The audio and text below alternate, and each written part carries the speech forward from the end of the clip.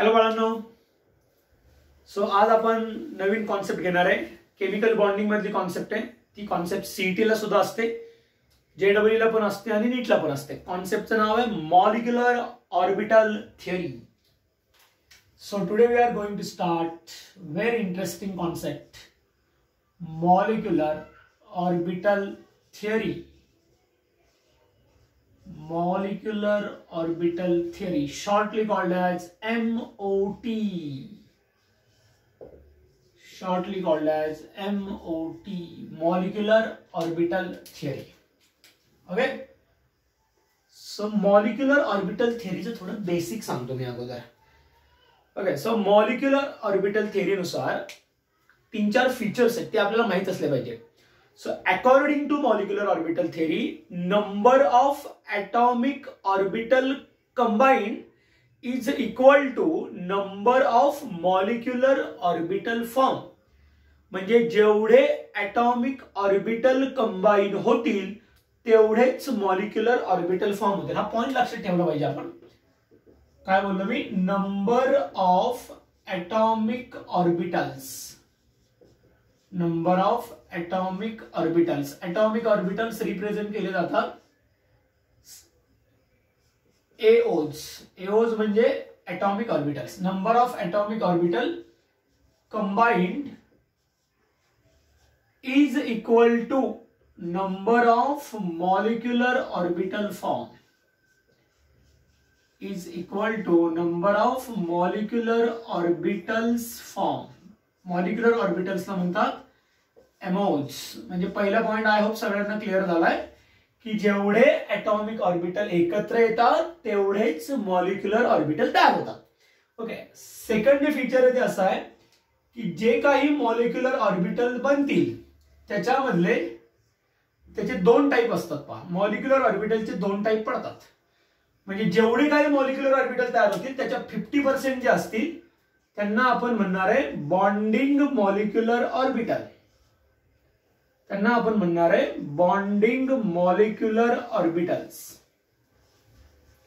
Bonding molecular ऑर्बिटल्सला shortcut मध्ये आपण BMOs असं म्हणतो. आणि 50% असतील anti bonding molecular orbitals. MOs लिहितोय अँटी बॉन्डिंग मॉलिक्युलर ऑर्बिटल. परत एकदा एक्सप्लेन करूया. According to molecular orbital theory, number of atomic orbital combined is equal to number of molecular orbital form. म्हणजे जेवढे atomic orbital combine होतील तेवढेच molecular orbital form होतील. आणि जेवढे काही molecular orbital बनतील त्याचे 2 टाइप पडतील. 50% जे असतील ते बॉन्डिंग असतील आणि 50% अँटी बॉन्डिंग. म्हणजे समजा 10 atomic orbital combine झालेत तर 10 molecular orbital बनतील आणि 10 मधले 5 बॉन्डिंग असतील आणि 5 अँटी बॉन्डिंग असतील. ओके. आता जे काही बॉन्डिंग मॉलिक्युलर ऑर्बिटल आहेत ना मुलांनो त्याची एनर्जी असते low energy. Bonding molecular orbital having low energy and anti bonding molecular orbital having high energy. लक्षात ठेवायचं. Bonding molecular orbital having low energy and anti bonding molecular orbital having high energy. Okay. आणि आता electron distribute करायचे आपल्याला. Electron डिस्ट्रीब्युशनचा rule आपल्याला माहिती आहे according to aufbau principle. Okay. So distribution of electron takes place according to aufbau principle. Aufbau principle काय सांगतं की इलेक्ट्रॉन नेहमी लो एनर्जी कडून हाय एनर्जी कडे जाणार आहे. इलेक्ट्रॉन नेहमी लो एनर्जी कडून हाय एनर्जी कडे जाणार आहे. म्हणजे कुठून कुठे जाणार आहे? Low energy to high energy म्हणजे बॉन्डिंग मधून अँटी बॉन्डिंग मध्ये.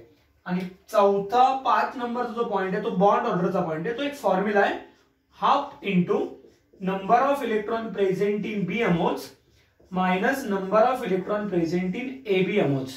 ओके. BMOs आणि ABMOs तुम्हाला माहिती आहे. ओके. परत एकदा एक्सप्लेन करतो मी. अबाउ प्रिन्सिपल म्हणजे काय? Distribution of electrons in orbital according to its increasing energy. Increasing energy म्हणजे अगोदर इलेक्ट्रॉन लो एनर्जी असलेल्या ऑर्बिटल मध्ये जाणार आणि मग हाय एनर्जी असलेल्या मध्ये जाणार. म्हणजे बॉन्डिंग मधून अँटी बॉन्डिंग मध्ये जाणार. कारण बॉन्डिंगची एनर्जी लो आहे आणि अँटी बॉन्डिंगची जास्त आहे. नंतर आपण बॉन्ड ऑर्डर काढतोय. बॉन्ड ऑर्डर म्हणजे काय? Number of bonds in between 2 atoms. Number of bond in between two atoms. मग त्याचा एक फॉर्म्युला आहे, दोन ऍटम मध्ये असलेले बॉन्ड काढायचे असतील म्हणजेच त्याची बॉन्ड ऑर्डर काढायची असेल मॉलिक्युलची, तर आपल्याला फॉर्म्युला काय दिला आहे, bond order is equal to half into NBMO. N म्हणजे number of electron present in bonding molecular orbital minus number of electron present in anti bonding molecular orbital. Okay, हे झाले फीचर्स. आता आपल्याला MOT डायग्राम आहे, त्या डायग्रामवरून आपल्याला molecule actually कसा बनतो ते फाइंड आउट करायचं. ओके, हे पाहून घ्या व्यवस्थित. आता आपण ड्रॉ करणार आहे molecular orbital diagram, and that molecular orbital diagram is formed after linear combination of atomic orbital. काय बोललो मी, molecular orbital form after linear combination of atomic orbital. त्याला म्हणतात linear combination of atomic orbital diagram, LCAO diagram, linear combination of atomic orbital diagram. Okay, so आता इकडे energy axis आहे, नीट बघा. Okay, so first जे atomic orbital आहे ते आहे 1s ऑर्बिटल. सेकंड जे ऍटॉमिक ऑर्बिटल आहे ते आहे 2s ऑर्बिटल आणि थर्ड जे ऍटॉमिक ऑर्बिटल आहे ते आहे 2p ऑर्बिटल. पी मध्ये 3 सब ऍटॉमिक ऑर्बिटल असतात आपल्याला माहिती आहे. सो 1s 2s आणि 2p. ओके, आता हे झाले एका आयटमचे ऍटॉमिक ऑर्बिटल्स. इथं लिहितोय एओज. एओज म्हणजे काय, ऍटॉमिक ऑर्बिटल. हे एका आयटमचे झाले. तर दुसऱ्याचे पण आपण बघूया. त्याच्या लिनियर साईडला काढायचे म्हणजे एक्झॅक्टली समोरासमोर. सो हे दुसऱ्या आयटमचं 1s, हे दुसऱ्या आयटमचं 2s आणि हे दुसऱ्या आयटमचं 2p. हे पहा, दुसऱ्या आयटमचं 2p. ओके, हे ऍटॉमिक ऑर्बिटल आहे, इकडे पण ऍटॉमिक ऑर्बिटल्स. ओके, आता टोटल ऍटॉमिक ऑर्बिटल किती घेतलेत पहा, 1 2 3 4 5 6 7 8 9 10. म्हणजे 10 ऍटॉमिक ऑर्बिटल दिसतात. आणि आपला रूल काय, जेवढे ऍटॉमिक ऑर्बिटल कंबाईन होतील तेवढेच मॉलिक्युलर ऑर्बिटल फॉर्म होतील. मग बघा, आता या दोघांपासून 2 बनणार. 2 ऍटॉमिक ऑर्बिटल कंबाईन झाले तर 2 मॉलिक्युलर ऑर्बिटल फॉर्म होतील. हे बघा, 2 ऍटॉमिक ऑर्बिटल कंबाईन झालेत, 2 मॉलिक्युलर ऑर्बिटल फॉर्म झालेत. इथे पण 2 ऍटॉमिक ऑर्बिटल कंबाईन झालेत, 2 मॉलिक्युलर ऑर्बिटल फॉर्म झालेत. हे बघा. ओके, आता इकडे किती, हे 3 आणि हे 3, टोटल 6 ऍटॉमिक ऑर्बिटल कंबाईन झाले तर 6 मॉलिक्युलर ऑर्बिटल फॉर्म होणार आहे. ओके, यांचं कॉम्बिनेशन कसं आहे नीट बघा. इथे खाली एक आहे, नंतर त्याच्यावर 2 आहेत असे. हे पहा, असे 2 आहेत, त्याच्यावर परत इकडे 2 आहेत आणि नंतर सगळ्यात वर एक आहे. So this is the arrangement, linear combination. Linear म्हणजे समोरासमोर. ओके, आता याचं लेबलिंग, हे जे मध्ये दिसत आहेत ना बाळांनो, हे मॉलिक्युलर ऑर्बिटल्स आहेत. एमओज म्हणतो आपण त्याला, मॉलिक्युलर ऑर्बिटल्स. ओके, मग आता 10 ऍटॉमिक ऑर्बिटल पासून 10 मॉलिक्युलर ऑर्बिटल बनायला पाहिजे. 1 2 3 4 5 6 7 8 9 10 बनले. ओके, जे खालचे असतील, आता ह्या दोघांमध्ये याची लो एनर्जी आहे आणि आपण मगाशी बघितले जे लो एनर्जीचं असतं ते बॉन्डिंग असतं आणि जे हाय एनर्जीचं असतं ते अँटी बॉन्डिंग असतं. म्हणजे ह्या दोघांमध्ये हे बॉन्डिंग आहे, हे अँटी बॉन्डिंग आहे. ह्या दोघांमध्ये हे बॉन्डिंग आहे, हे अँटी बॉन्डिंग आहे. ह्या 6 मध्ये हे 3 बॉन्डिंग आहेत आणि हे 3 अँटी बॉन्डिंग आहे. मग त्यांचं लेबलिंग कसं आहे पहा. ओके, हे जर सिग्मा 1s असेल तर हे सिग्मा स्टार 1s आहे. हे सिग्मा 2s आहे तर हे सिग्मा स्टार 2s आहे. हे असं लेबलिंग आहे, लक्षात ठेवायचं. ओके, हे आहे सिग्मा 2pz. हे सिग्मा 2pz आहे, तर सगळ्यात वरचं असतं सिग्मा स्टार 2pz. आता याचं नाव इथे लिहितोय, हे आहे पाय 2px. याचं नाव लिहिलंय मी इथे, हे आहे पाय 2py. हे एका समोरासमोर काढलंय म्हणजे दोघांची एनर्जी सेम आहे. हे जर पाय 2px असेल तर हे आहे पाय स्टार 2px आणि हे आहे पाय स्टार 2py. ओके, जे स्टार वाले आहेत ते अँटी बॉन्डिंग आहेत आणि जे विदाउट स्टार आहेत ते बॉन्डिंग आहेत. हे सगळे मधले जे ऑर्बिटल आहेत ते आहेत आपले मॉलिक्युलर ऑर्बिटल आणि हे साइडचे आहेत ऍटॉमिक ऑर्बिटल. आता आपण एक एक्झाम्पल घेऊया. ओके, एक्झाम्पल आहे for example oxygen molecule, O2 molecule.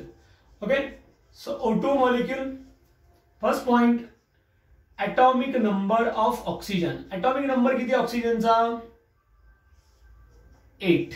Therefore, electronic configuration of oxygen. So electronic configuration 1s2 2s2 2p4.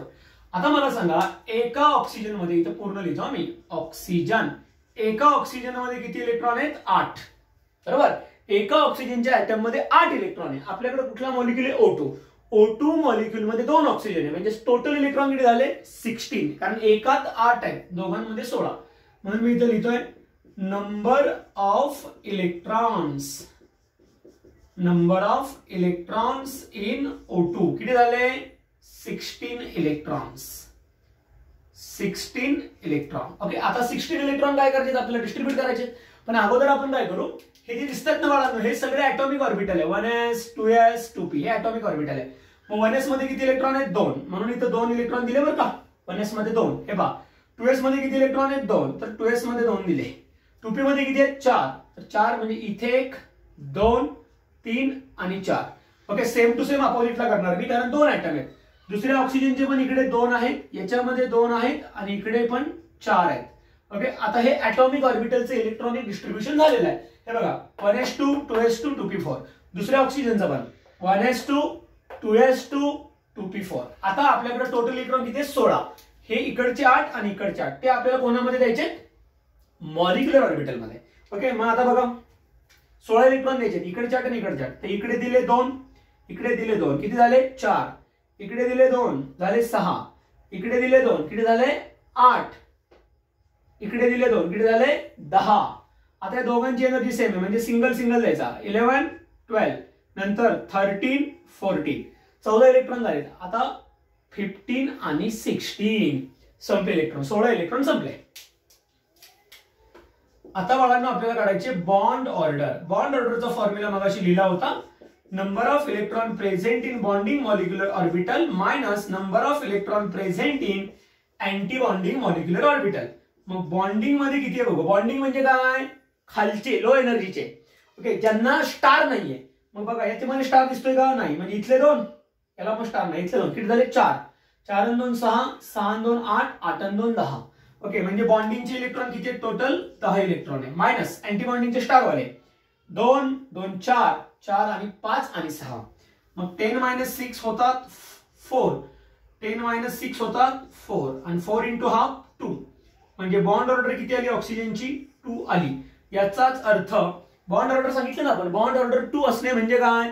2 oxygen ॲटमच्या मध्ये 2 बॉन्ड आहेत. हे बघा, म्हणजे थोडक्यात ते स्ट्रक्चर असं झालं. 2 ऑक्सिजनच्या मध्ये किती बॉन्ड आहेत? 2.